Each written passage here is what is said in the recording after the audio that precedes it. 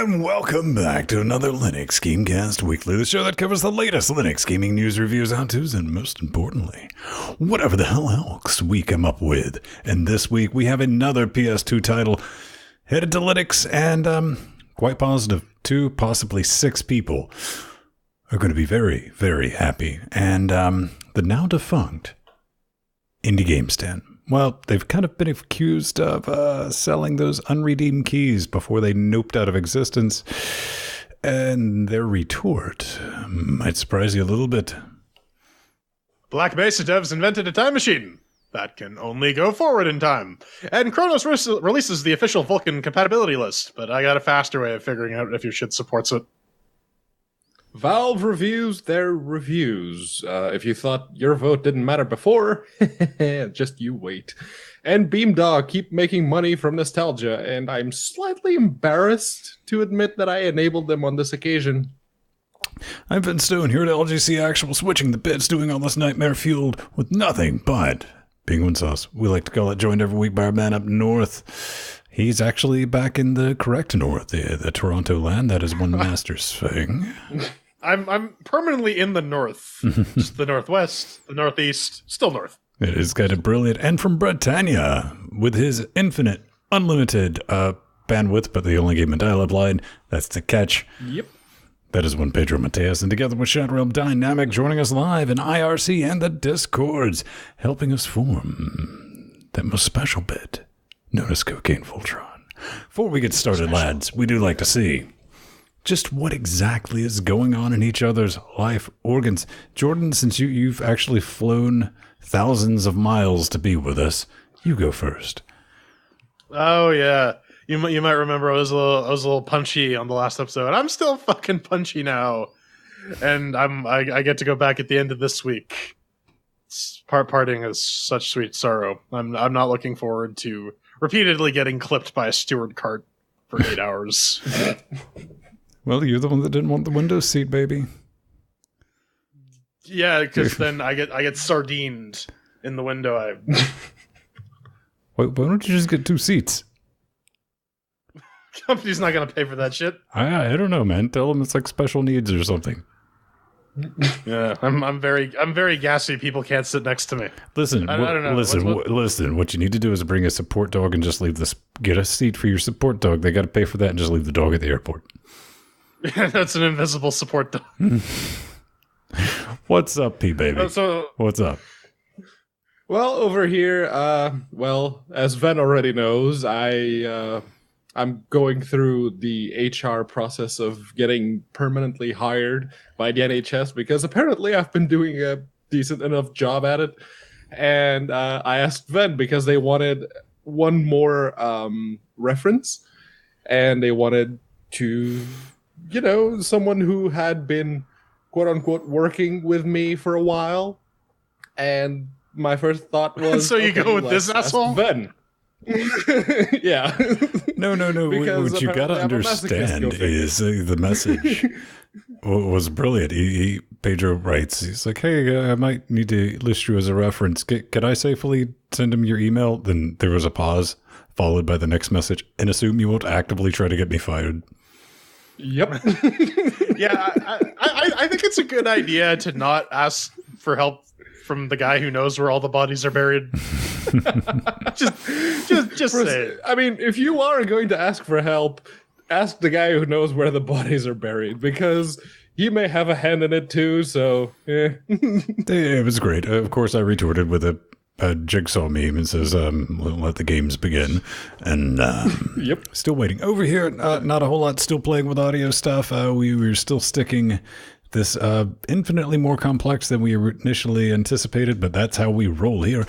LGC, I did pick up the Logia Crap Silent Plus extra large gerbil of wireness. The only reason I'm bringing this up because A, it's wicked quiet. I use these at the studio. B, 2 gerbils because I still have the G500S or whatever plugged in via USB. This, I'm guessing it's using Bluetooth. Plugged it right in. I was talking to Pedro about this on our Wednesday show. Plugged it in. That was the installation prog. Just boop, boop. Yep. two cursors. Well, I didn't activate two cursors. Me and Jordan talked about why that's just a bad idea. And hey, man, that's really a thing. And I can just switch back and forwards. And plus, you don't have the annoying clicking. Oh, and I did pick up a silent keyboard for 99 pence at the thrift store today. So good on me. I'm sure it will kill me in my sleep this evening. Well, speaking of cheap shit, it looks like the horse is getting a little tarted up. He's put on his makeup. He's looking like he's looking to get fucked. It's the Steam Linux Update. Sale. Yeah. All right. Autumn sale. It's a thing. You can go buy games for dirt cheap if you are so inclined. It's getting to the point though where the available games that are worthwhile for purchasing you probably already owned. I personally bit the bullet and grabbed Pyre because I really wanted to play that because I want some RPG basketball in my life, and Tyranny just because who doesn't like being a bad guy. But there's a couple other things on sale. Jackbox is in the off chance that it's not a virtual programming port, but we'll get to that in a little bit. I don't know. Do you folks pick up anything? You know, the one thing I really had all right, I'm exaggerating. Portal's 90% off. I don't know how you don't own that. And pick up Left 4 Dead so you can join us in Left 4 Brad. I was kind of looking around. Really, the only thing that was out there, I saw Skitty Skylines, they like to call it. But I think it was on Humble. It was like 75% off. And it's like, meh. Road Redemption, I thought about. And it's like, you know what? I kind of made a promise to myself. Like, if it goes half off, I'll buy it. The best they could do was, I think, like 30% off. And that almost got me there. Not quite. And yeah, Jackbox, but I'm kind of scared of Jackbox, but we're going to be talking about that later. Pedro, did you, did Gaben enrichen himself? No, not for me this time around. Someone else got my money, but we'll get to that later. I did have a look at my Steam wish list just to make sure the stuff that I was actively looking forward to going on sale was on sale, but apparently it came out recently enough that the developer said, no, we're going to wait a little bit. So I'm going to wait and see if Morphight, that's one of the games I'm looking for. It's sort of like No Man's Sky, but with very cel-shaded, very polygonal graphics. See if that goes on sale around Christmas time. Hopefully, that's when they'll get my money. How long does the when does it end? I guess is what I'm at. Does it say on this thing? They usually go for like a week or two. So I do want to point everyone to. I believe there'll be a link in the show notes. If you're listening or watching, go check it out. steamdatabase.info/sales. That is the best way that I've personally found to track the sales, because you can do it by OS, you can do it by a percentage. I mean, it's a nice piece of kit, and it's better than it makes trying to go through the Steam store. You can even dial it in based on discount too. If you're looking for like 50 or 90% off, you can pump that. Yeah, it's handy. And once you buy those games, you can sit back, relax, and go review them. And read the reviews that other people left, and maybe you thought that, I really like this review. I'll vote to say that it's helpful, or this review is just a troll, so I'm going to say it's not helpful. Well, if you ever thought that those votes didn't really count for anything, well, Valve thought that they counted a little too much, because they're going in and they're going to have a look at the reviews and dictate exactly how your vote, how much weight there is behind your vote. So what they're doing is they're actively trying to combat people who are downvoting all of the reviews that don't agree with their opinion. And basically, if those people go around downvoting a ton of reviews that disagree with them and only upvoting the reviews that agree with them, they will count each and every single helpful or not helpful vote will count less towards the total. I'm not entirely sure how they're going to math that out, but then again, this is Steam. It's a black box made by Valve. No, man, I think it's great, because now Steam maths will determine whether or not your review was actually helpful. You don't really get any input or say so in it. It's brilliant, right? Well, It's weird in the sense that it doesn't actually address the problem that they're saying that they want to address, right?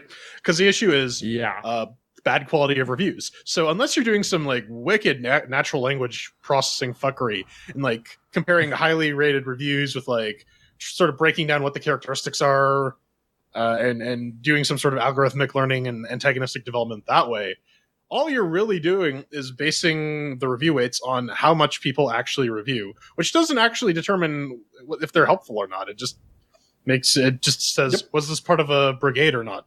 And that brigades are good or bad things, right? That's definitely, the game really fucks something up.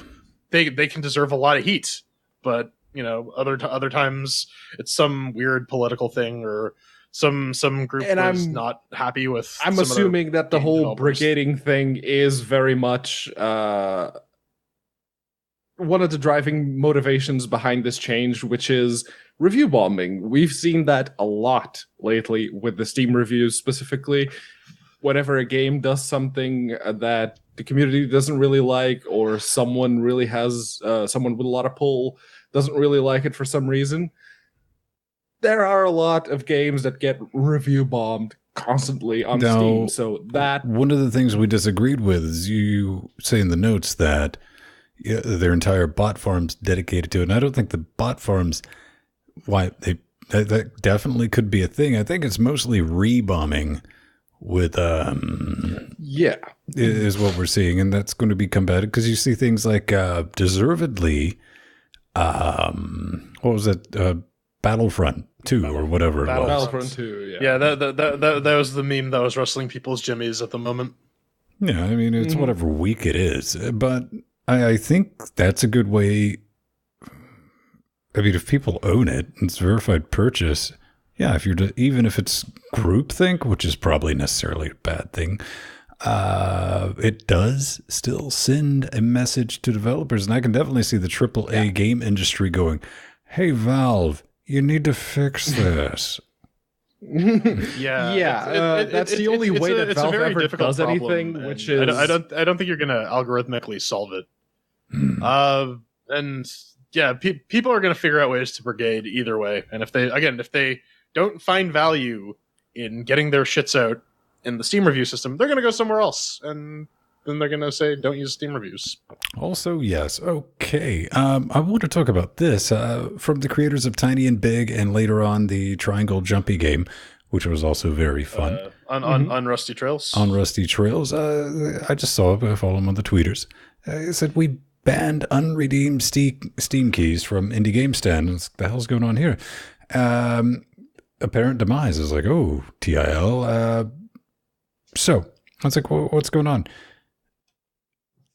I headed over to Game Sutra because it's the only place I could find the news for it. And another developer. I have some pretty strong evidence that Steam keys from the defunct Indie Game Stand are being resold. Kind of throws it out there. Just like things that I'd given to Indie Game Stand. Yeah, those are getting redeemed. And here's the thing. The folks at Indie Game Stand were like, that's bullshit. I didn't hit her. They have, that's all their web zone is now is. Like, here's the thing. To quote what it says on their web zone, they say, to be honest, we have no idea what happened to the keys. And ding, ding, ding. Did that right there set off the old bullshit detector. But Jordan, you kind of disagreed. I mean, I don't necessarily disagree with that. I think that it could have also just been one rogue employee that said, "Oh, well, this thing is fucking capsizing. I'm gonna go take these keys and sell them and try to recoup some of my losses." I mean, it's within the realm of possibility. That's basically it. The gray market makes it so that taking these kinds of actions is actually fairly desirable and profitable to some parties. So it's not something that is entirely off the table. Mm-hmm. Yeah, and it's this isn't the Indie Game Stand going down isn't the only third market reseller that went down inexplicably for a little bit and then was bought by a different company, or in the case of Indie Game Stand, that didn't get bought, They weren't bought by anyone. They just literally went down, and some of the keys started showing up on less than the what they call the gray market resellers. So yeah, no, with shit like this popping up all the time, especially lately, it's probably still a very good idea to buy the games directly from the developer, or at least like Steam or Humble, a reputable store at that. I think Stay that's away from very, stuff like G2A and whatnot. very sound advice, because, yeah, G2, I was about to say, if you're buying keys from a place that sells insurance against bad keys, you deserve what you get. Don't bitch. Yeah. As far as, I think we're just speculating, man. The only reason I put this in the show notes is, it was kind of interesting. I didn't know it shut down, because I'm sure I'd gotten something off Indie GameStat at some point. Absolutely. Yeah, but it was Descent, I think. could have been Descent. And Yeah. now you know, if you have some keys that maybe you just bought recently, it might not work. And then some developers are a lot more organized than others, and they're going to know exactly what that batch of keys, what it was, when it was sold. And you could have some stuff in your library right now that could be disappearing, and it's not your fault. It's not like you tried to go out and be shady or malicious. It's that somebody didn't play ball correctly. Yep. Indeed. So let's talk about raising some bread. I mean, the dead. This is Raise the Dead. It's a quote-unquote zombie experimentation game. Basically what it is you capture zombies and then violate the Geneva Convention by performing experiments on them. But it's okay, because zombies aren't actually people. They don't have human rights. Based on the trailer, it looks like a fuck-around simulator where you capture zombies and you run experiments on them with the end goal that you will find a cure for the zombie plague. So they've basically taken the cooking minigame from Breath of the Wild and stretched it into an entire minigame. Or an entire full game, rather, and that's basically it. I mean, I don't think I played Slime Ranchers. You guys are comparing it a lot to it, though. It really has a Slime Ranchers vibe of like collecting, and just type in Slime Ranchers and take a look and go, ooh, that's awfully close, Brad. And this is coming soon. Don't really have much to say about it. We can't give you a price. All we can tell you is that it runs on Linux, so you know that business is Unity. And it's OpenGL. I'm not... I mean, sincerest form of flattery and all that business. I'm not terribly excited about it. But yeah, Slime Rancher had that uniqueness to it, I guess, which was it was a first-person game where you had to go in. It was basically a first-person real-time strategy resource management game where you would go around and suck up the slimes, put them in a corral, and keep them fed so you could breed them and get different types of things that you would then sell, get currency for, and then with that currency you'd buy more food and buy more corrals and upgrade your farm and do whatever. This seems to borrow a lot from that, but again, this is coming soon, so yeah. And comparatively speaking, Slime Rancher looks fun and really, really pretty when compared to Raise the Dead. And I didn't really particularly like Slime Rancher to begin with, so that should tell you something. Well, this next item definitely looks like something I could have done in QBasic back in the day. Yeah. Personally, I'm kind of done with the whole retro aesthetic, but some people aren't, and this is Hack. Hack you? Something like that. Hackwit. It's like plaque. You gotta scrape it off with like a little metal hook or something. So they describe it as a glitch fantasy roguelike adventure, whatever that means. Your guess is as good as mine, about cute monsters, low-bit hauntings, and a suspiciously talkative narrator. So it's got a narrator going for it. I guess that's a plus. It's also got a seizure warning, like right at the bottom of the description too. Flashing lights. I'm one of those people that absolutely loves roguelikes and the entire genre of roguelikes and roguelites that spun up around it. I love it. I'm terrible at those games. I'm really, really bad at them, but I like them. And I saw this and it's like, oh, roguelike with stuff, and it borrows a lot from other games in that same vein. So Yeah, and then I looked at the screenshots. It reminds me a lot of like the old Ultima games, especially the UI. Yeah, and I like me some Ultima. I might be amenable to picking this up. It is really expensive though. It's like $17.50 Canadian. Mm-hmm.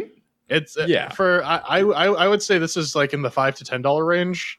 Yeah, quite possibly. I mean, then again, you look at things with very primitive graphics and stupid prices, like Steven's Sausage Roll. Sometimes it's worth it. But Steven's Sausage Roll is an elaborate troll made by someone who hates you. You specifically, viewer. Also, yes. Roguelites, roguelikes, whatever you want to genre, just nope. I don't care what skin pack you throw on it. 100% not my dice, but I saw this and it's like, all right, seriously, did somebody make it really wicked easy to port over Someone PS2? found the wrappers somewhere. There's got to be something, because Megarace 3, it's out, and apparently Megarace 2 is also out, and it's available on Linux. Brand new game, straight from 2002, because it was on the PS2. It's out. You can buy. Well, nope, it's available not November. Out yet. I thought it was out.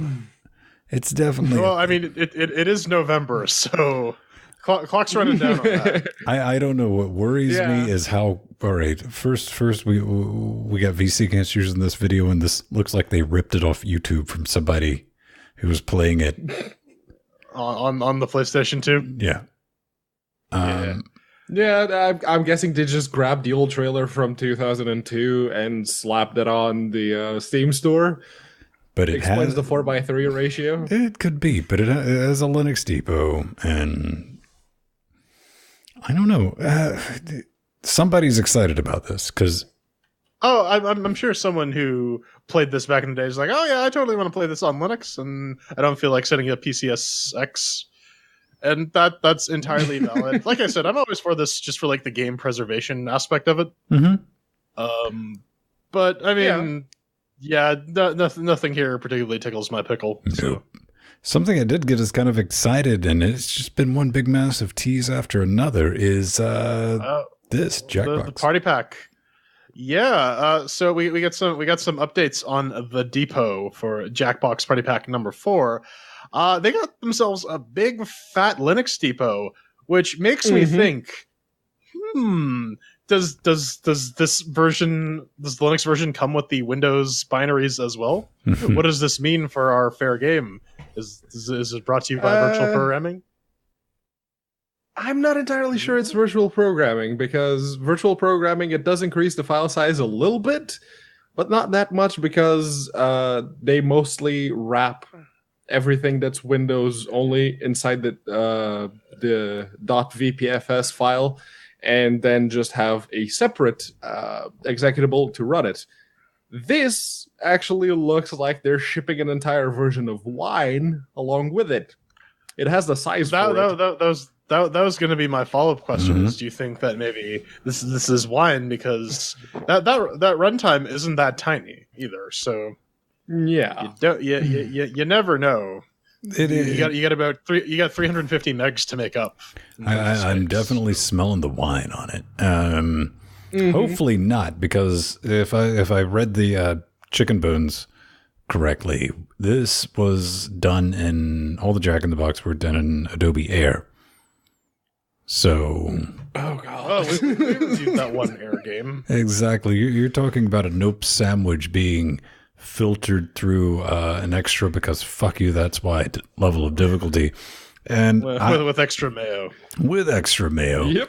But you also want to throw out, just like as a word of caution to the developers, don't.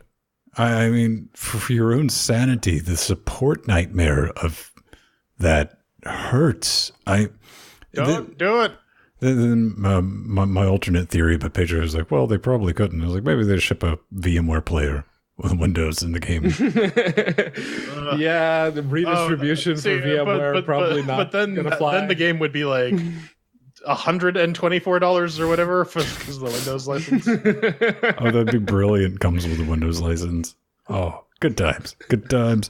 Right. Savage. Savage. Indeed. So you may remember we've talked about Savage Lands quite a few times. Pedro, Whenever there's a big I'm going to update. let you finish. I just got to interrupt you. You know you're in for a bad time. Anytime one of your store updates has the words abandoned or not in front. Mm-hmm. Yeah, no, it's like starting a sentence with "I'm not racist," but well, this isn't that. This is just Savage Land saying that we're still here, you guys. We're still working on it, but the real life kind of crept up and other such excuses.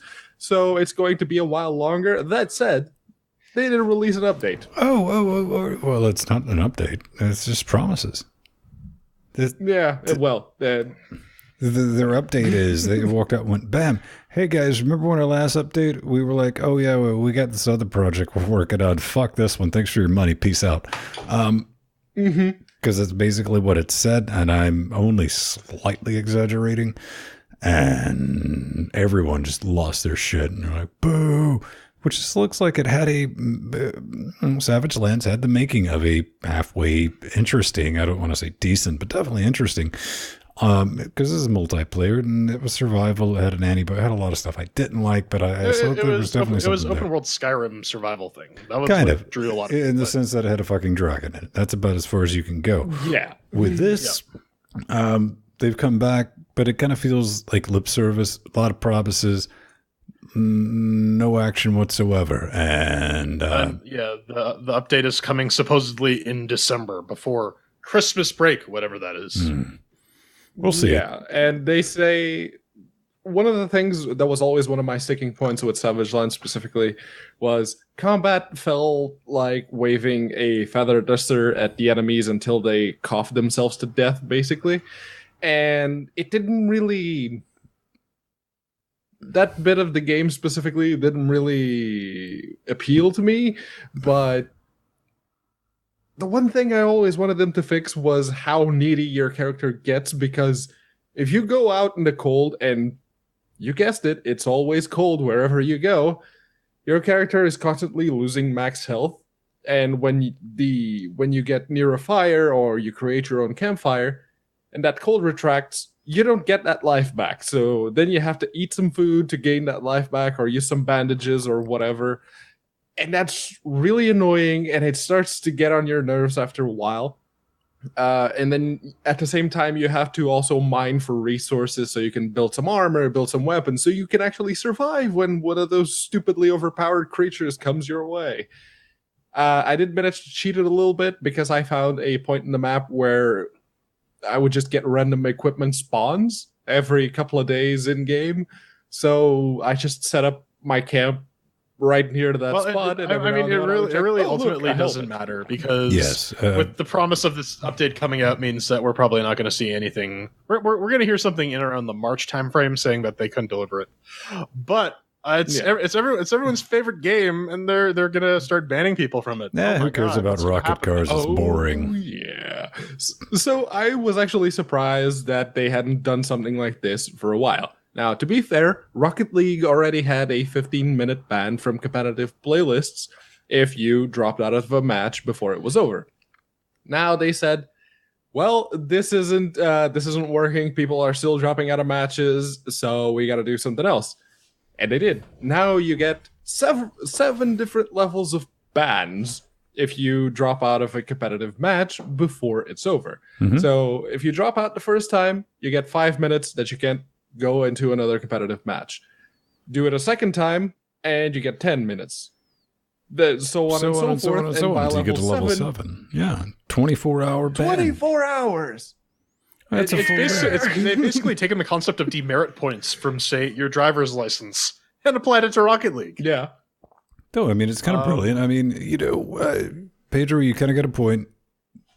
Like, when we first started playing Rocket League on Linux, not only would it randomly spike crash, especially because we play it in the after shows, and we would have cascading spike crash with Linux on Linux, where we would lose 6 out of 8 players because one person crashed.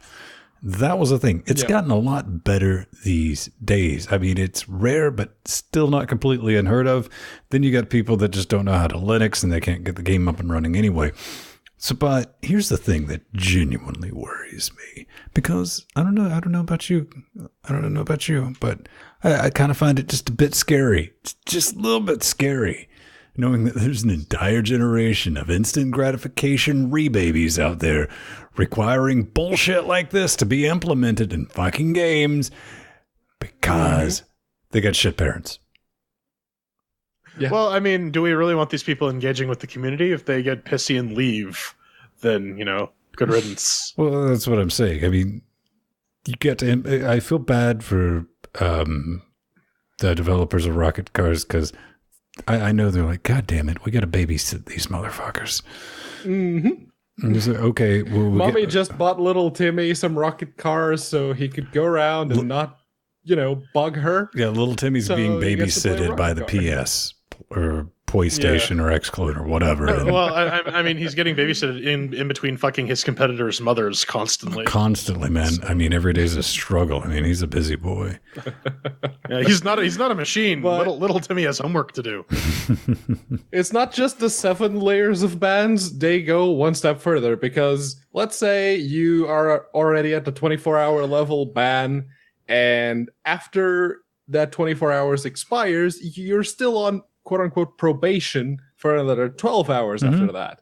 So if you go into a competitive match and you drop out while you're already at level 7, you get another 24-hour ban. And if you keep doing that, well, they say that they are going to look into your account and see what you're doing. And if they find that you're doing that intentionally, they will stop you from getting into any online matches whatsoever. Foxy said in the show notes, because it's like, is this really that big a problem? And I know Foxy and Empty, they play a lot together, and sometimes they even play Rocket Cars after they're done.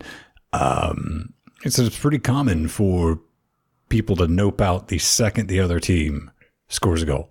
So I think... Oh, man, could you imagine the after show with that? Yeah, right. The big takeaway from this, Psyotics... Your review is about to go down on Steam, and it's only kind of your fault. But I understand why they're doing it. Steam reviews. Right. The new Steam reviews will stop that from happening. Yeah, we're going to find out. or so the algorithm says.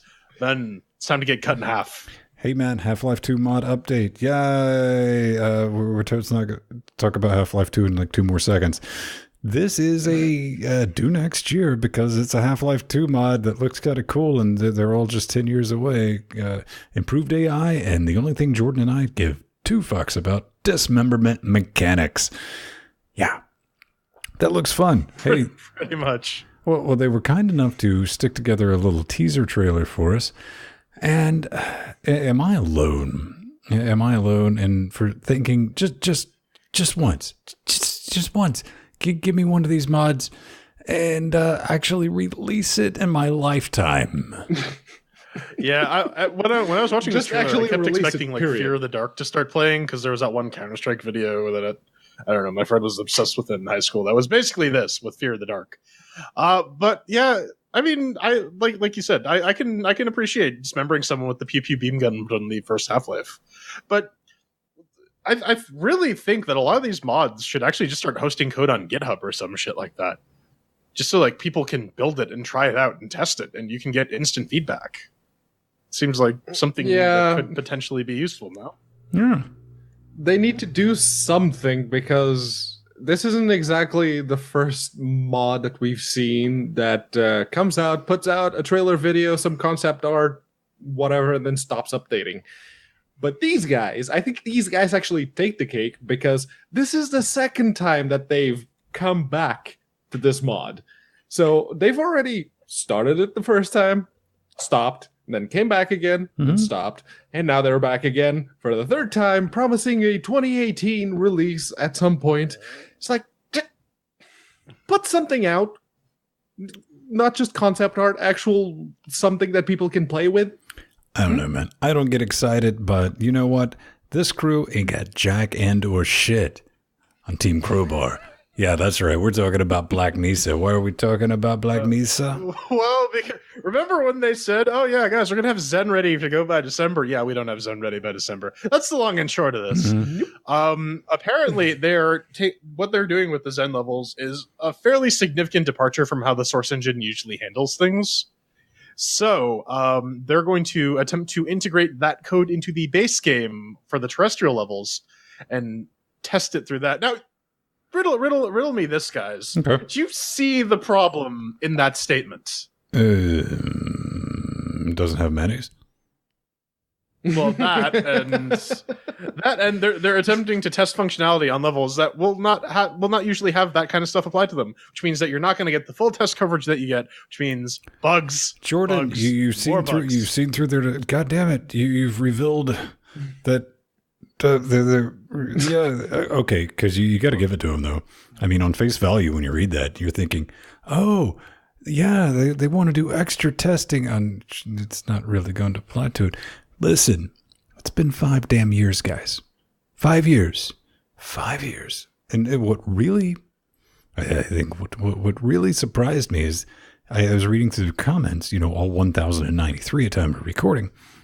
Oh, wait, hang on. No, 12 comments. Never mind. Wrong number. They are just starting to turn on them. This is a revolt, but you start seeing the little drops of dissent in there. They're like, But you know what? They will, however, absolutely 100% Black Mesa. They're going to survive this. They're going to survive missing this milestone. But mark my word, Oregon, on this one, lads. You do this shit again. Do this shit again. Then I don't give a fuck what Steam does with their new review system. You're going to be a scorched mark. I mean, that's it, man. You will absolutely go negative. Lens flares, Ben. They have J.J. Abram mode now, so you can pretend that you're in Star Trek while you're waiting for the Zen levels to come out. Listen, man, I want it to hurry up and get done because the creators of Synergy, we're not even thinking about fucking with this thing until it gets gold. Yeah. Mm-hmm. And I've played this game before it was on Steam, before you could technically pay for it, when it was an actual mod. And guess what? I played all the way through whatever content was there, and that ended the moment you step into the portal to go into the Zen levels. So right now, they're at the exact same point that they were however many years ago it was that I played it. So until they have the Zen levels in, they're not getting my money. Well, I do. Go ahead. I was just going to say, these guys aren't Valve. You can't just promise a game and then not deliver it for 10 years. Well, and then just leak the plot of it. I mean, what is this? Call it over and done with. Interstellar Marines? One of the things I do actually worry about is when you have projects like this, especially when you're on, the now defunct early access, whatever the hell they're calling it this week, is you do have funding, but you don't have that one person, because you don't really necessarily have to have an office or anything like that, which means you don't have that one person walking around who has to play the role of the dick. Like, we got to get this done. We got to get this done by now.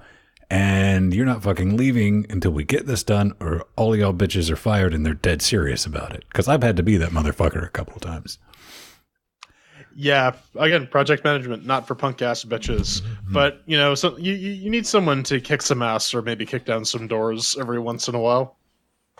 Yeah, I wanted to give this, man, they sent us keys, I guess, like 3 years ago. And I just kind of wanted to throw them some love because they've added multiplayer to Door Kickers. And it's 2014. So yeah, 3 years ago. Real-time strategy, and it's not often you see old games get something as radical as multiplayer shoved into them, and they did it. I say good on them. It's currently $7.99. What sneaky cash is? If you want to throw it that way, we might go back and revisit this. I don't know how many people can play. It only requires the Linux OS. Good luck finding that. And yeah, good on them. It's two-player co-op. I mean, it's kind of like reverse GTA 2. It's kind of cute. But yeah, no, tracking down that Radeon X 1950 is going to be a bit of a bitch if you want to play this game. But I don't know. It's SWAT, right? I'll be honest with you, as many games as we have to go through. And particularly this game exists multiple times. Yes. Yeah. So it's there. It's got multiplayer. I don't know. I just want to give them a shout out because I think developers deserve, like, hey man, good job on that. I mean, updating something that you haven't touched necessarily in a couple of years. So cool. Take us out. Yeah. All right. Coming up next. Wow, we got some new drivers for a change. And we find out why learning GTK will ensure employability for the next 3 minutes.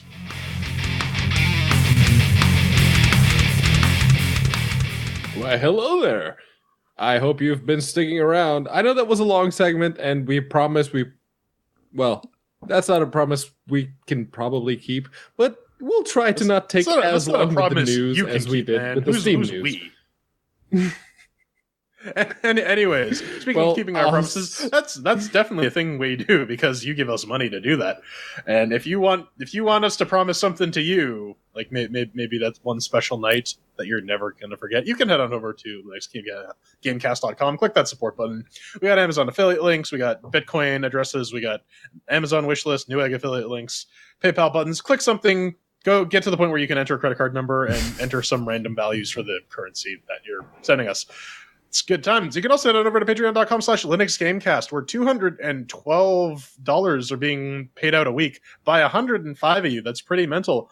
That puts us well above the serious swung. So every Thursday that I'm in an area that has decent bandwidth, we're going through Serious Sam in hard mode with friendly fire on. You could have caught a little bit of that this week as Strider attempted to murder us all with high explosives. That was always good. There's also Meet the Freemans that you can join these two clowns on every Tuesday. Check them out. You got to be on the Patreon team to play. Got to pay to play, but it's good times. Those streams brought to you by the lovely people here, and you just get a lot of value. We have a lot of back catalog stuff that you can check out. I think you're overselling in just a bit there. A lot of value. No, it will cure your cancer and will fix your busted penis. If you join Linux Gamecast Patreon, if you have AIDS, you will no longer have AIDS. Hey, okay. One of my favorite things, though, if you become a new patron and increase your pledge, we get to do that little shout out, the little scream, and who wants to take a stab at enunciating this one? Barbrampt. Yeah.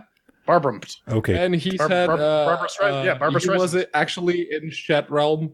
He was in Chat Realm on Wednesday, so apparently it's either Barbrampt or Braz. Hey man, that's a new executive producer. Now I want each of you to name one unknown fact about Barbara. He no longer has AIDS because he joined the LCC Patreon. Not entirely sure that qualifies as a known, more like untrue. You can't prove it. Listen, I don't see any tigers around.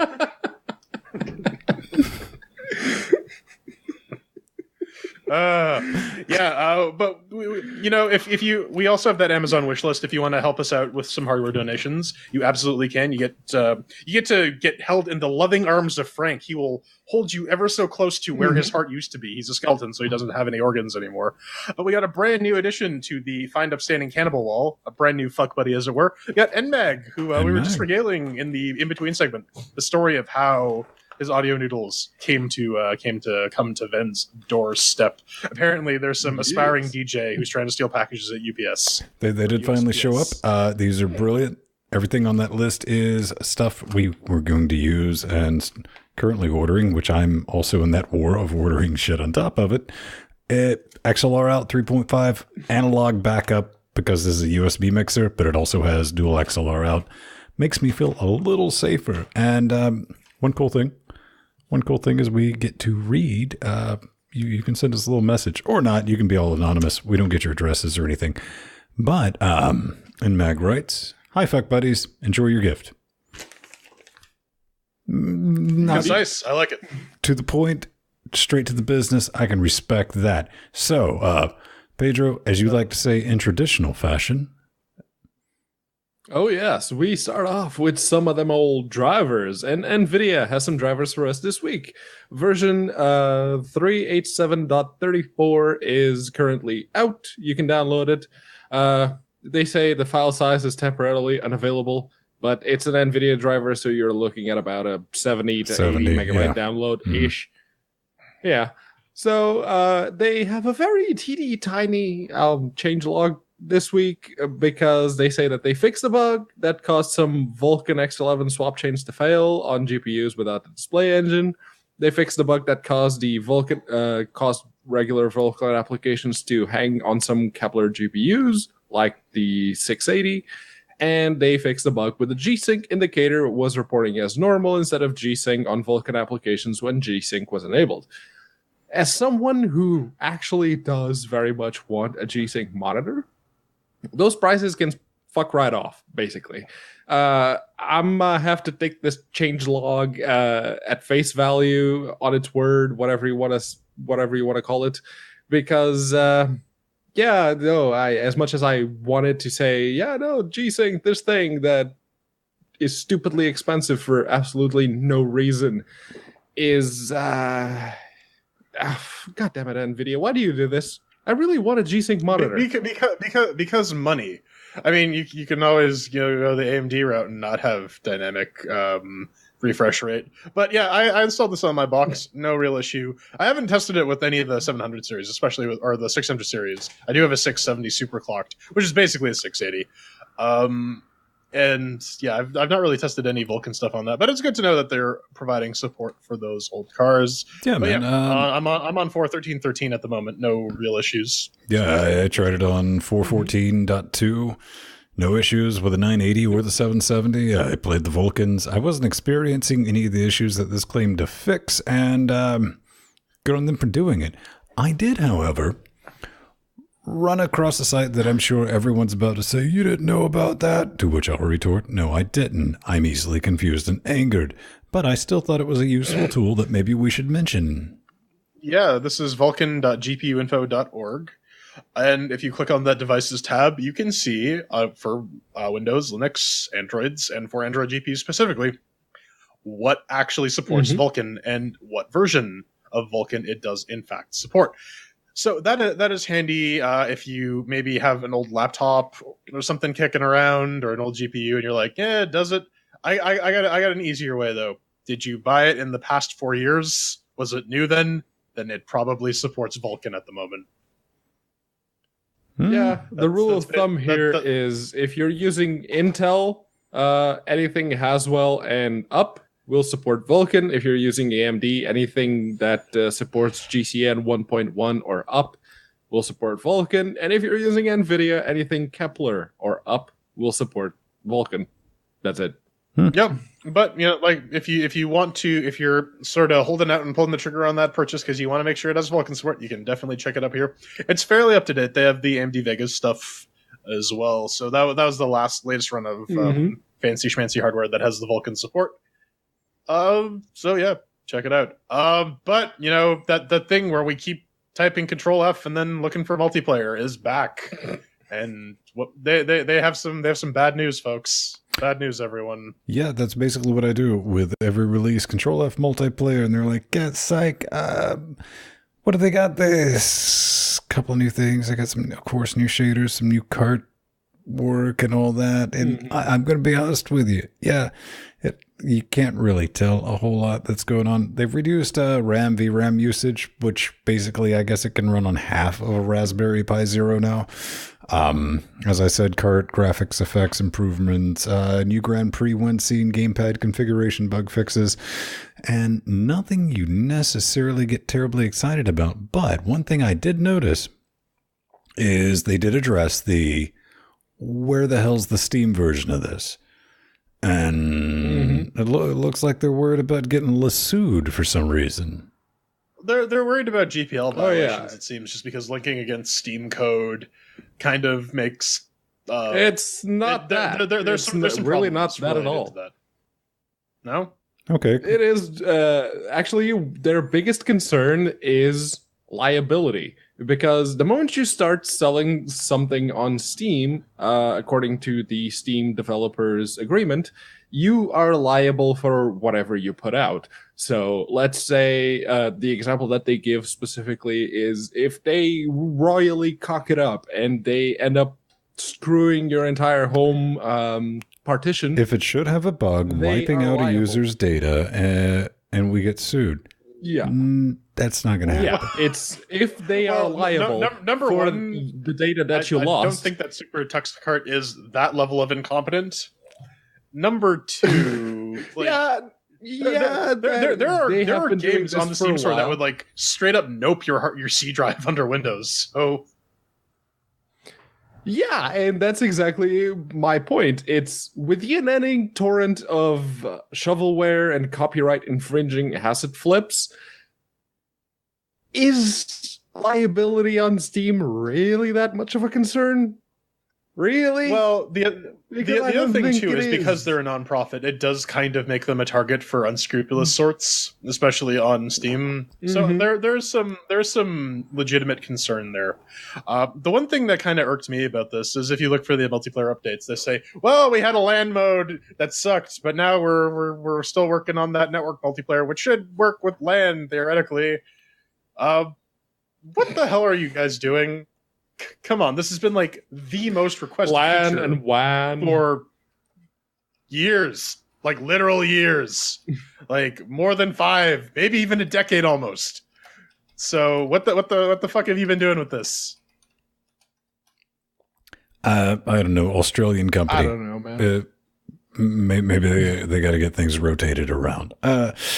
Yeah, just get that done because honestly, at this point, you kind of feel like a French developer. Oh, I'm sorry, just throwing some shade. I have French people that are developers that are my friends, but also have a point. You know what I'm talking about. We're just not getting into it. So I'm going to sit back, relax, and give zero fucks about the next story because I give zero fucks, but these two have raging clues.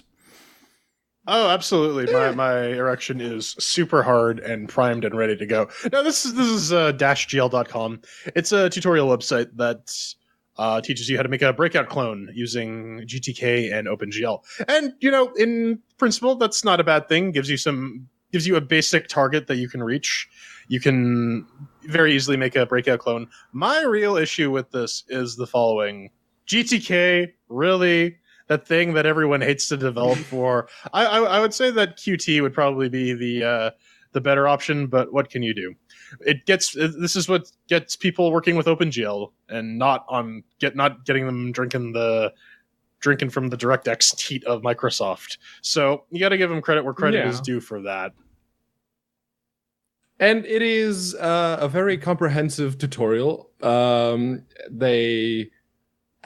It is a very big tutorial. If you look at the little index that they have down on the left side, it goes through basically everything you need to do to get some basic GTK, OpenGL enabled, whatever you're doing.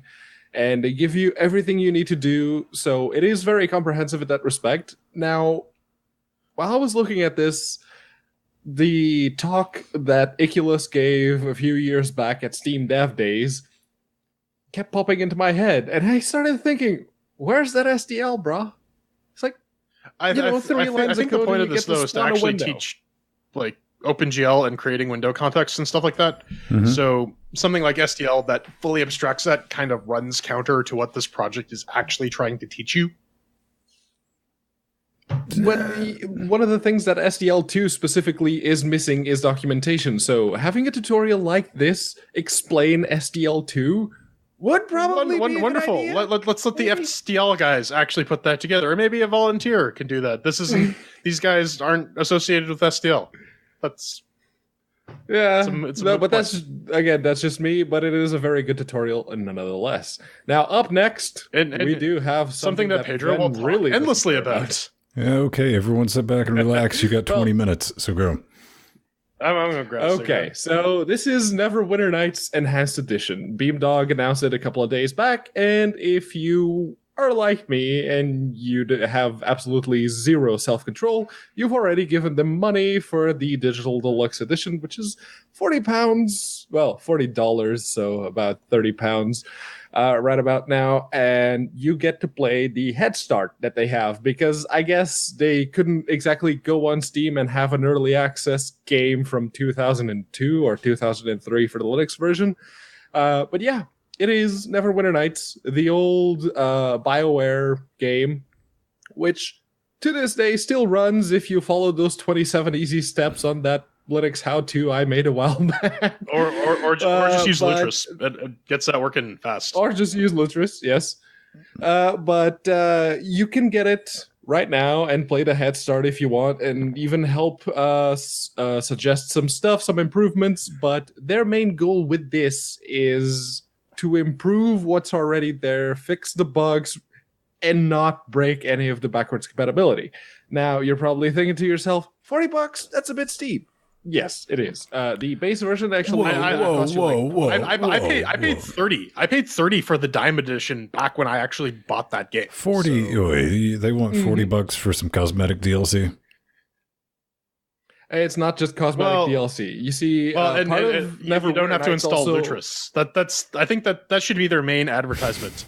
Neverwinter Nights Enhanced Edition. There's that Lutris. One too. Yes, but the big thing that they have with the $40 version is are the premium modules, which were tied to your CD key, and since the master server was down and the GameSpy server was down, the premium modules were basically, you couldn't get them anywhere. So if you didn't already have them, you're talking about Kingmaker, right? And those guys, the one on the boat as no, well? I'm talking about Infinite Dungeons and the ones that came after that. Like the latter ones that were tied to your CD key. That was the big sticking point, and now they work, and they work out of the box on Linux. So yes. So what speaking of Neverwinter Nights mods, what I would really like to see is, because I remember there was a litany of just all these really crazy creative mods for Neverwinter Nights, because they gave you the dev kit with the game. So people went nuts with that, and you could go to ModDB or Neverwinter Nights mod thing. I would like to see a bunch of these things migrated onto, say, the Steam Workshop and make them really, really easy to install. That would be a lot of cool and preservation good news for you. And very good news for you then, because they are including Steam Workshop support when it gets released on Steam.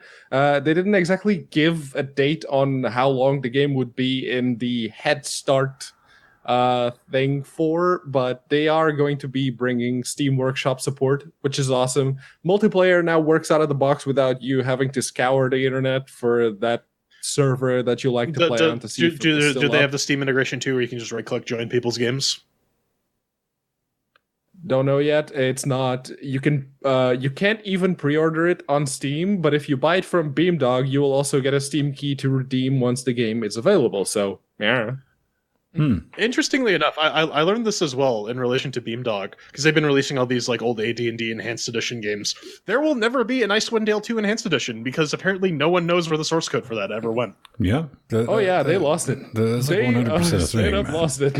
It's Neverwinter Nights. I have nothing against it, but listen, when did this get released? 2000? 2001-ish? Yeah, somewhere in there. 2003 for Linux. We had roughly 4, possibly 5 retail games on Linux total. And didn't want to play this so much I didn't even buy it. And I bought every single game Loki released. I, to this day, have unopened Loki boxes of games I didn't care about. And for me, the only thing keeping me away from this game is that it's 3.0. That rule set is dog shit. And this is just my D&D hipsterism coming in. So I'm going to save you that rant. I'm going to talk to you about sexual harassment, Panda. All right. No, this is the Panda Engine, Panda 3D. They have a brand new version out. This is a 3D engine for C++ and Python. You can pip install it if it's not actively available in your operating system's repository. They have a couple new features. They have text rendering updates, so you should get cleaner text. They're supporting. They have some support for more input devices. Really, they should just be using SDL. But I mean, what can you do? And they actually, for the 3D backend, they have currently they have an OpenGL one implemented. They have the starting point of a Vulcan renderer as a backend, and as well as a WebGL one, so you can export your games to the web and play them through your browser, which is kind of neat. I mean, you already have stuff like Godot and Unreal Engine, and this is just another one of those free open source engines to throw on the pile. But it's good to talk about because I think more competition in that space is good, and especially because everything is open source. Engines can take things that they like from other engines and integrate them, and you're going to get a lot more robust community engines over time. And I think that's ultimately a good Sometimes thing. I got to imagine that people sit back kind of a little nervous because a lot of engines recently, the past year, have become source available. And one thing you has to keep some people up at night is some of that code slipping into their project by not accident, but somebody accidentally on purpose, you know, without doing a clean room re-implementation. They're like, hey, this is pretty cool. Let's put it over here. Yeah. Oh, but this one the other thing is apparently they got Opus support as a brand new feature. Engine. The engine is being developed by Carnegie Mellon University, and one of the teeny tiny little bits of trivia that I learned about Panda 3D. Yeah. All right, let's get retro, ladies and gentlemen, boys and girls. 1.6.9, it is out, and there's a little bit of a change. Oh yeah. There's a big ass changelog. So I'm gonna filter down the high points for you. Most of the Linux fixes are about adding support for new ARM boards. So that's the thing. If you want to play it on your Android dev kit, Raspberry Pi, whatever, they got your back. The defaults to keyboard input when you don't have mouse focus. So if you are alt tabbing out, you can still fuck around in game. There are more mouse buttons. If you have a mouse with more than 2 or 3 buttons, you will have some out of the box support for that. ISO rips of GameCube games can now be read and imported, and they have a kiosk mode enabled. So if you want to set up something resembling an arcade cabinet with RetroArch that people can't really fuck around with, you can make it so. And that's it. RetroArch, it's one of those really cool projects that everyone who basically has a Raspberry Pi has set up because it's like, oh, hey, a whole whack ton of emulators. And I can just hook it up to a TV. Yeah, but what type of special layer of hell do you really have to live in to want to play Doom with a controller? Welcome to people stuck with a Nintendo 64. Or even the what was it? The Game Boy Advance had a version of Doom. Analog. My calculator has my actual calculator, graphing calculator, has a version of Doom. That's not saying much. RetroArch is the thing. Primary use. This is what the kids are using now. They're not creating a MAME cabinet anymore, are they? No. I mean this will do it for you. Hey man, hipster pixel's cool. It's kind of neat. Pedro, this next story doesn't do every single thing you want, so they should burn it, right? No, that's not exactly it. So if you're a Minecraft player, even a casual one, and you at some point decided to try, it's like, okay, let's try this multiplayer thing, see if it's any good. Well, you probably realize that unless you're playing with your friends, it's really not that special. But there are a lot of mini games that have spun around Minecraft, like FPS shooters, like proper FPS games. Well, I say proper. There are many teeny tiny different sort of multiplayer modes that you can join into, which require custom servers. And Glowstone is one such custom server. This one, though, the biggest difference is that it is completely open source. It doesn't rely, according to them, it doesn't rely on the Mojang code at all. It's all built in-house, and one of the things that comes with that is that it doesn't actually support some of the things that the regular server does. They say that while Glowstone can be used at its best for lobbies, hubs, mini games, and creative servers, it's not ready for survival. So it'll work with most stuff except for the actual base game. Well, I mean, well, come on, old man. Who plays the base game anymore, Grandpa? I mean, I don't. Once My I roommate's finished the big into base game, I Minecraft, and didn't actually play any he more plays almost Minecraft. exclusively Feed the Beast, which is a mod pack that uses a much older version of the Minecrafts, but it has stuff like solar panels and molecular engineering and shit like that. And they have like Lua embedded CPUs. It's weird. So I mean, it's good because Microsoft is eventually going to kill off the Java version of Minecraft because they want everyone on their new shit. Because that was the entire purpose of acquiring Mojang. But I mean, what are you going to do about it? It's still Java based, so if you have an irrational hate on for Java, like our good pal Mr. Ben Stone or Mr. Pedro Mateus, you might want to stay away from that. Like, it has leprosy. But to put a bow on it, we got one more thing to talk about: Star Kinesis. It's like telekinesis, but more Star Jones. I don't know. What's with me and View jokes. But the guy's back from the hospital. He has an update for you. Straight out of St. Mary's. The website gave me cancer. I know. I'm trying to like extract it, and the actual release notes are so tiny and so poorly covered. But there's a beta store version fix. There's size combat UI fixed. Offline mode is fixed. Basically, this is EVE Online with a focus on troop deployments. Based on what I've seen from the trailer, I did not actually get it up and running on my Linux computer. Although you can see there's a happy little penguin. Happy little penguin just grinning at you saying, "Hey, install my game off this site." That would make GeoCities websites blush. You're just missing some under construction banners there, Brad. That's... Yeah, no, it is very distracting to look at this particular website and go, okay, where's the information? Where am I looking? Are these the download buttons? Why are they so big? That's hey man, you get what you pay for, and the price of this is not baby hands. In fact, it's quite free. So yeah, you can try it. It works on genuinely about every device out there, and yep. You put it on mobile and play around with it and give it a spin if you want. There's an APK you can download. Yeah. Just thought we'd give it a mention, Yeah, absolutely. Maybe do a friendly recommendation. Yes. No, friendly recommendation to maybe hire a web dev. Just saying. People are more likely to play your game if they don't have epileptic seizures while viewing your website. Just saying. Truer words have never been spoken. All right, so coming up next, prepare for the revolution, comrades. Comrats, maybe?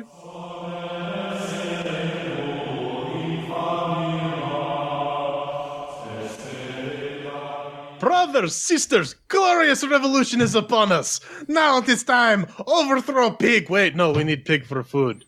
What allegory am I using again? I don't know. What accent is that even? I don't know, man. I don't know. This is Tooth and Tail. It's by Pocket Watch Games. It's on the FNA engine, so you're going to need that glib COS to run it. We're going to run some issues with that. What is it? Lead revolution with army of flame-throwing boars, mustard gas-scubbing skunks, paratrooper puking owls. Tooth and Tail is a real-time strategy game featuring single-player, online competitive play, split-screen, replay, and more. Build base, lead army, eat enemies. The devs did send us some keys for that, so good on them. For those of you who don't know what this is Cherokee-ition, where we take a game, we talk about it, maybe provide a little testing and quality assurance that the developers did not think to put in. So, start this off, Cherokee-ition. 1 chair means it's garbage, 2 chairs means it's crap, 3 chairs means it's pretty good, 4 chairs means it's awesome, and we got our categories of doom. Make us with the working. Shiny sounds, controls, and fun. So, making with the working. I played this on Fedora 26, 64-bit with the latest Nvidia drivers, GTX 980 and i7-6700K. And at UHD, it runs well because it's a hipster pixel game. Well, fucking should. It's not killing my GPU at all. No, I didn't have any issues. I read it on the Ubuntu 1710 with the 414 kernel 980. No problems. Couldn't no slow. Well, all right. Over here on the outdated Ubuntu 16.04 with the GTX 1080 and the Ryzen 5 1600, it had absolutely no issues running at 1080p. Go figure. They even give you an option to toggle VSync on and off, although you probably want to keep it on because there's absolutely no reason for your GPU to be working that hard. No, it really shouldn't. Did you guys run into this issue?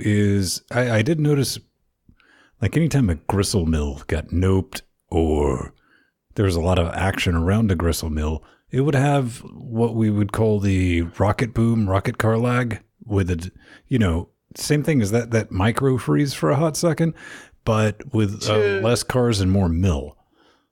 To me, it was more like it seemed like it was an intentional thing. Like, hey, you got a context switch right now because shit's blowing up.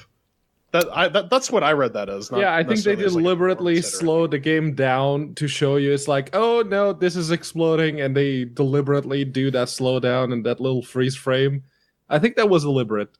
All right. Yeah, that's at least how I read it. Anyways, so four chairs across the board for Mix with the Working. 4 chairs in that business. Yep. That's 2 980s and 1 1080. So 1 1080. All right. So how about Pedro? How about some shiny and sounds? Do the pixels make your cheese moldy? I don't know. Well, I've definitely seen worse hipster pixel graphics. It isn't exactly the best I've seen. It's no Owlboy by any means or measure, but it wasn't terrible. I guess the background music was certainly there. Ven will probably talk more about that, but it's definitely nothing to write home about. Now, one of the things that stood out to me, I really liked it though. Like, I thought that the orchestration was really well done. I thought it fits with the theme of the game. I enjoyed the crap out of that background music. I thought it was probably the best part of the shiny and sounds category. Oh, really? I know it was there. It was completely and wholly unoffensive. I mean, I wasn't. Mm-hmm. Listen, it's no sex syrup. And, you're gonna have some problems trying to hit that caliber. Let's be real. I could agree with Pedro. It's definitely hipster pixel done right, and I like seeing something that was clearly done as a style choice and not because nobody on the development team could fucking draw. This is always nice to see. Pretty colorful, kind of muted, but still in its own colorful kind of way. What do you think about this, Jordan? Though, I mean, I thought it was kind of interesting how they were just like, fuck having any English voice acting. It kind of kept me in the zone there. The fake Russian, like, need more snickety snook. Mm-hmm. I found that getting a little annoying pretty fast, all things considered. But I mean, it's one of those stylistic choices that I can't really peg it for. It's consistent. Everyone speaks the same frontier gibberish, so that's always well and good. I mean, honestly, the graphics kind of reminded me of Dark Sun Shattered Lands just a little bit.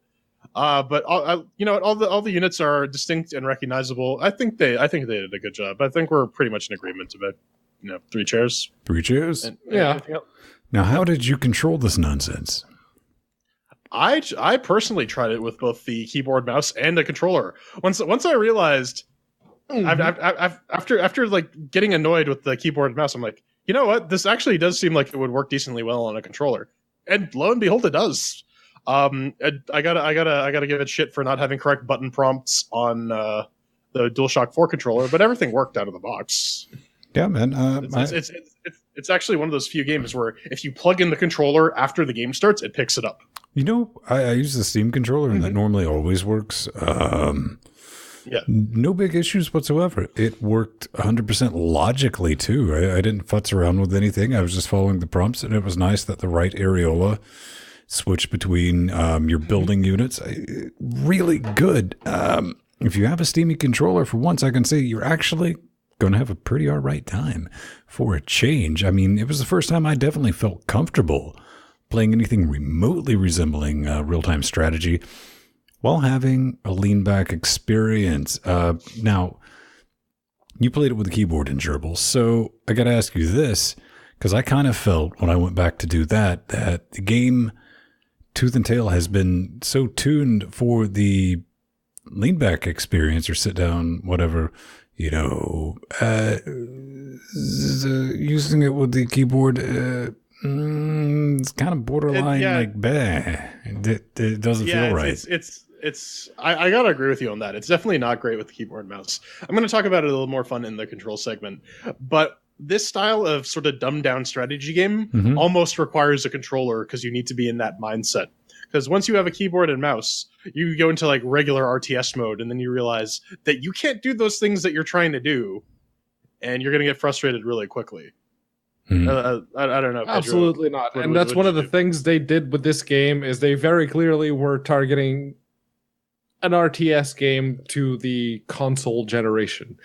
And I mean, kudos to them. They actually did manage to make a real-time strategy game very much controllable using just a Steam controller. And the moment you guys were talking about the mouse and keyboard, there's one big issue with trying to use the mouse and keyboard in that there is no cursor.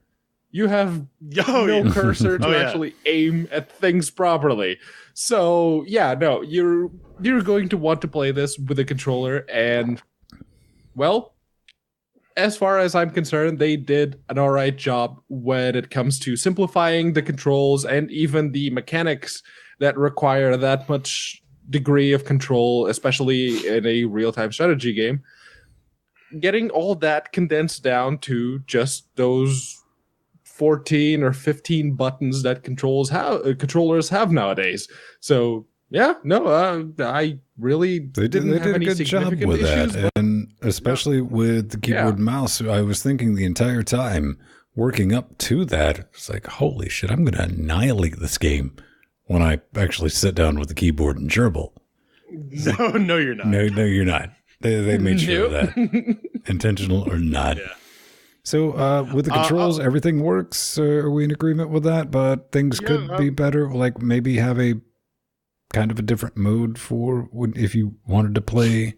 Yeah. The cursor. The main thing that stops the cursor using a mouse from being useful is that your guy is the cursor, which is an interesting gameplay twist. We'll get to that a little bit more in the fun segment. This was 3 chairs for controls, I think. Yeah.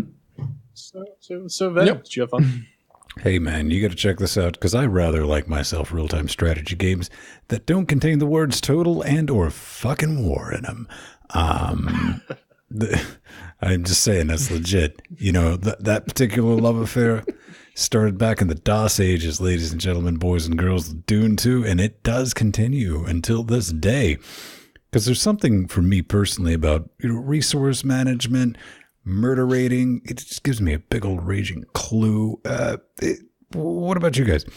It kind of tickles that little part of my brain organ that is not really content unless it's up to like 2, possibly 3 things at one time.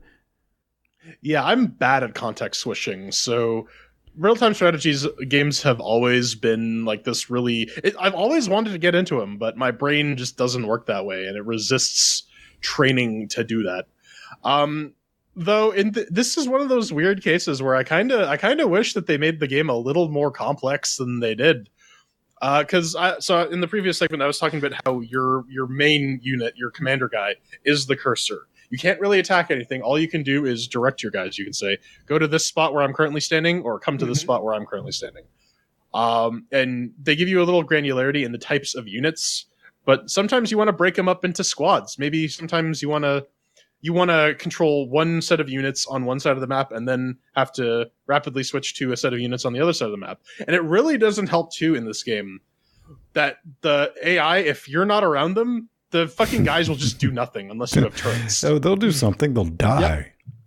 Yeah. And that gets really annoying. They'll stand around and get shot at. Yeah. Yeah, you do have like the most basic of things is like everyone rally here or this particular unit. Yeah, and it's I don't know. It doesn't really do that. I get what they were trying to do. Yeah, I honestly do get what they were trying to do, to bring an RTS to a simpler control scheme, like your run-of-the-mill controller, or even something as complex as the Steam controller, which isn't really all that complex once your brain starts to work around it. I guess it must be working because, like every other real-time strategy game that wasn't called Dawn of War 2 that we've thrown chairs at this point, I didn't really like it. It's not the resource management because they boiled that down to the one resource that you need to manage, which is food. There is a limited number of units that you can have per mission, and yeah, like Jordan already mentioned, you can only pick the one unit at a time, and that's it. Or you just rally them all and say, attack this guy or come here. So about the resource management, what did you think about food as like a constantly draining resource? Because you need to have enough food to feed all the people, or else they just start dying. I mean, it's money. It's like Dune 2. It's you got to mine spice. That's like the base mechanic of any economy-based real-time strategy. It's a resource. You always have that. That's some of the things, just those core mechanics that this got right. You got to have that in there in order. That's how you make your money. It's your food. I kind of wish they made it a little more clear how much resources everything actually costs, because like when you set up new farm, it's like, oh yeah, well you get all this new food resources, but you also have to pay for all the pigs who are farming your shit. And that can get a little confusing. And they actually do give you an indication of how much food everything costs, because if you're trying to build a farm, okay, you need 60 food for that. Mm-hmm. You're trying to get another grit mill up and running, that's going to be another 60 food. If you want to create a burrow, that's going to be 20 food per rat that it spawns out. I think that bit is actually reasonably well, it's not explained, it's just there, and it's something that, so long as you're half paying attention to the numbers on screen, you can sort of get it. And I have absolutely no issues with what they did when it comes to bringing the RTS genre to the controller scheme. And they must have done an awesome job with it, because I feel about Tooth and Tail the same way I felt about most previous RTS games we've thrown chairs at. I don't like it. Of course you don't like it. It requires thinking. I didn't. If I got to say something negative about it, the story really didn't care about that. I guess that slowed down my playtime with it because I wasn't concerned about the story progression. Therefore, I could take it or leave it. I'd pick it up and play it. And one thing, if you're going to make a real-time strategy game, and put it in an arcade cabinet, this is what you would end up with. That's what it's geared toward. You learn really quick with this game that if you're going to beat it, you need to fucking hit the road and take off. And because I initially attacked it like, I'm going to build up resources and build immaculate defenses and set all that. I was like, fuck that noise. You just bum rush, man. You get what you can, as many gristle mills as you can, as much food as you can, as many guys as you can, and you head that way. Yeah, that's how Foxdog kicked my ass in the multiplayer, which is actually pretty nice. But it's FNA style multiplayer, so it just works. They had after the dishwasher and Charlie murder, I think they really Ethan really hammered out the network multiplayer stuff for FNA, so that all works well, and it's reasonably fun. I didn't hate it. I kind of wish it was a little more complex, just so that you could take some more advanced strategies, but it's simple enough for pick up and play, which is good for a real-time strategy game. You can basically complete most maps in about 15 minutes, which is a decent time box for getting stuff done. So if we had to slap a final score on the fun segment, I'd give it about 2. What about you? I would give it a solid 2 with Pedro coming in with just I'd give it 3. 1. Pedro's a good 1. But if we tally I'd give it 1. This is an exact reversal from last week, because last week it was Ven gave it a 1, I gave it a 3, Jordan gave it a 2. So yeah, it's basically the symmetrical. It's like we're 3 different people with opinions and shit. Yeah. Yeah. So that's 2 chairs for fun. Tally all that up, and oh hey, another 3-chair game walks out of the JRQA-zition. So make sure that you got the glib COS installed, and if you like, that's what we got, man. I mean, if you're looking at Tooth and Tail, basically it's FNA. It's going to work on just about anything. Not very resource intensive at all. Displays correctly. Looks really good for a hipster pixel game, and controls. It's one of the first time I've ever played a real-time strategy game that was refined enough to work with a controller where I felt like it is completely playable and I can get all the business done and I can get it done and quick enough. So good on you lot. You made something decent. What's this thing run currently? 15 wet stinkies runs. Yeah, it starts at 15 pounds, 20 US, 21 Canadian, 15 pounds. All right. So around 15 euros. So it's a little pricey, but it's a solid game. There seems to be a lot of material for it, and there's multiplayer, so you can stretch that out as well. So coming up next, we got some hate mail. We're gonna go to war. No, we're not. We're just gonna pay for loot boxes. I think that's the easier way.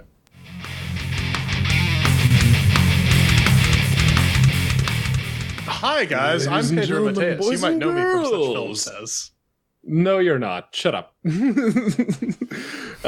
is the end of the show. You can tell because Jordan just queued out of place. But if you want to what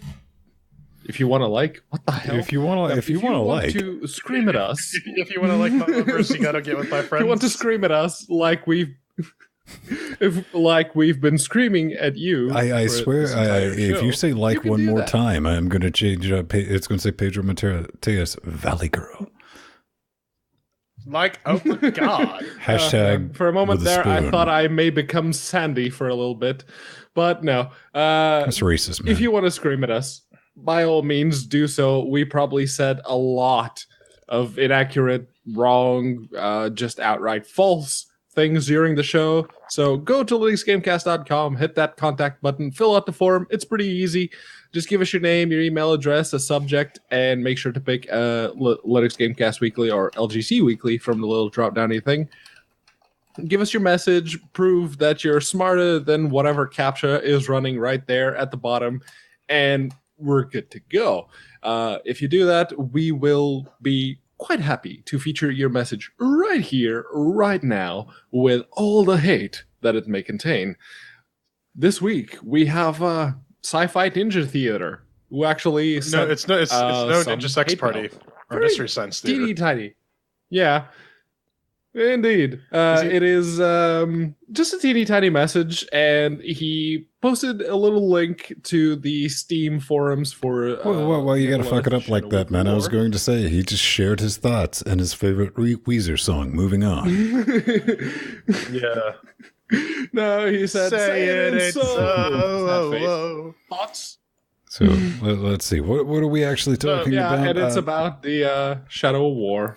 Middle Earth Shadow of War, Monolith Andy, a developer on it, writes back and he's all like, hey y'all, just quickly address this from our side. People are talking about asking for a Linux port. A lot of posts on this.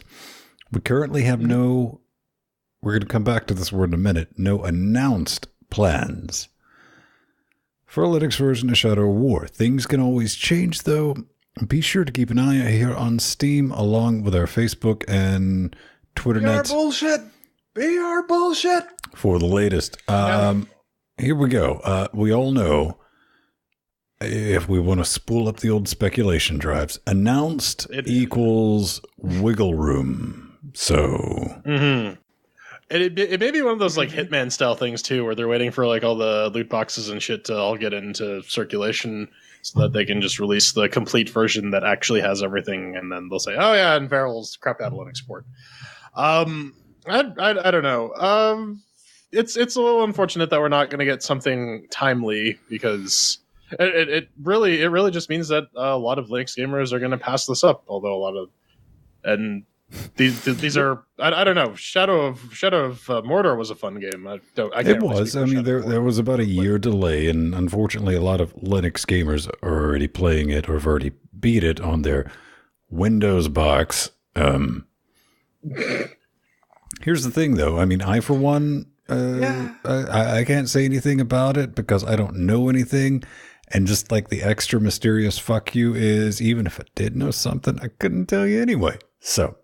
The truth is out there. Mm-hmm. Next up is from Kalsta. Yes. He says, they've said, clearly you've reviewed many games over the years and you've been active, yet one thing that is missing from the LGC website is a published list of review games ranked by chairs awarded. Could you publish something like this, or maybe a top 25 or something?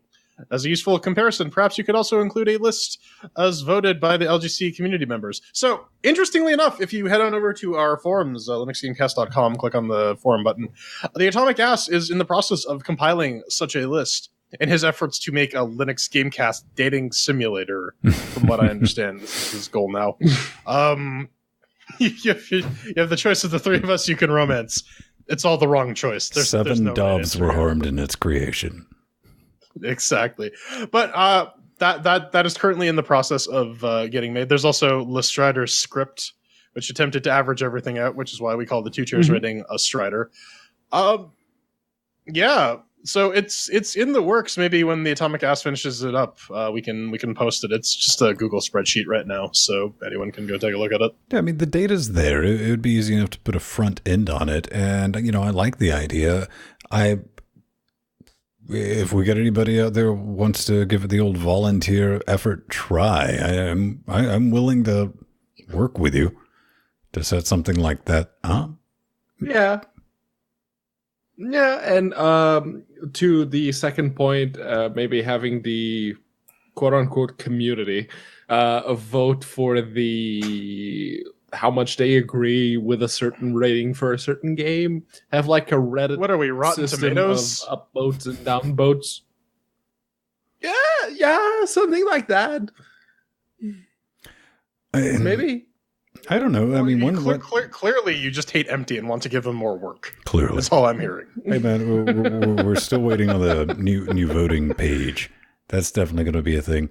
One thing we do got to keep in mind, we're going to do the top 3 and bottom 3 games of 2017.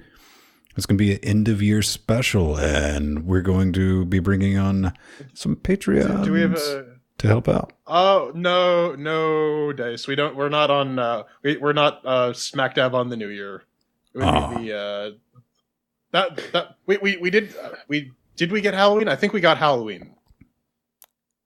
Or maybe no, we didn't. We just got my birthday. That was it.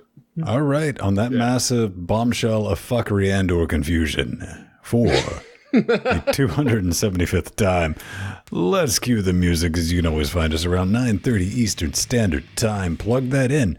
Or if you're confused, just click on the YouTube video where you can like and subscribe and all that. But if you do that, you'll get notified. If you don't want to do that, just click on the damn video and it'll give you a countdown timer so you can put 2 and 13 together yourself because you're smart, you're beautiful, and you're sexy.